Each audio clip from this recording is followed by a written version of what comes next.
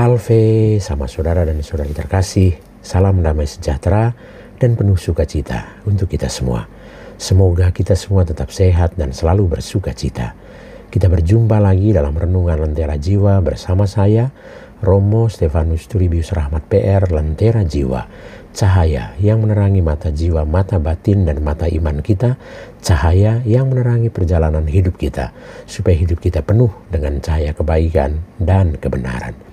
Sama saudara dan saudari terkasih, dalam Renungan Lentera Jiwa pada hari Minggu biasa ke-28 ini yang kita rayakan pada hari Minggu 12 Oktober 2025, saya mengajak kita semua untuk mendengarkan merenungkan tentang syukur yang menyelamatkan.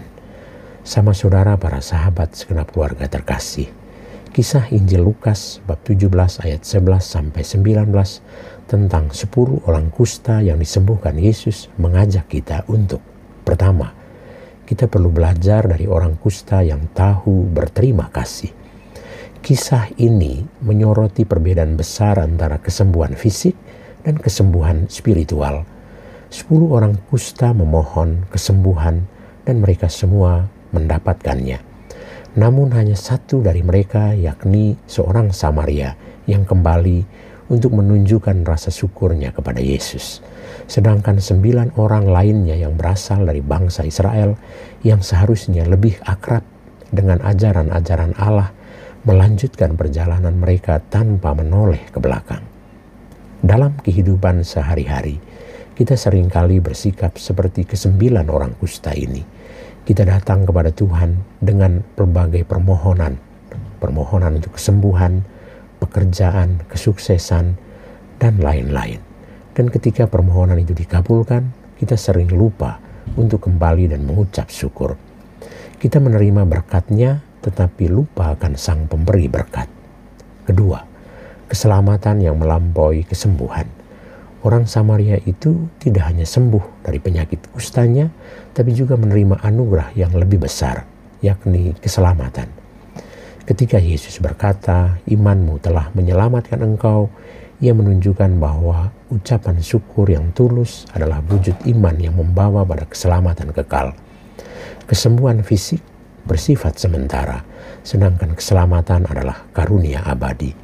Sikapnya yang rendah hati dengan tersungkur di kaki Yesus menunjukkan pengakuan akan kebesaran dan kasih Tuhan yang telah dialaminya. Ia tidak hanya melihat mujizat, tapi juga mengakui sumber mujizat itu sendiri. Dan inilah iman yang sejati. Ketiga, pertobatan dan ucapan syukur. Orang Samaria ini menunjukkan sebuah proses pertobatan yang nyata. Dari seorang asing yang menderita, ia berubah menjadi seorang yang penuh syukur dan dipulihkan sepenuhnya oleh iman.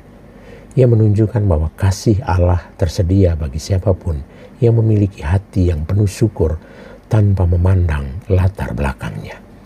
Sama saudara dan saudari para sahabat yang dicintai Tuhan, kita semua dipanggil untuk merenungkan, sudahkah kita bersyukur atas segala kebaikan dan cinta Tuhan yang kita terima dalam hidup kita setiap hari? Atau kita hanya datang ketika kita membutuhkan dan melupakan Tuhan saat permintaan kita sudah dikabulkan? Sikap syukur adalah tanda hati yang mencintai Tuhan, dan itulah jalan bagi kita menuju keselamatan sejati. Semoga kita semua terus belajar untuk selalu bersyukur atas kebaikan dan cinta Tuhan yang tiada tara tanpa pamrih untuk kita semua dalam hidup kita setiap hari. Selamat berhari Minggu, Tuhan Yesus memberkati kita. Amin.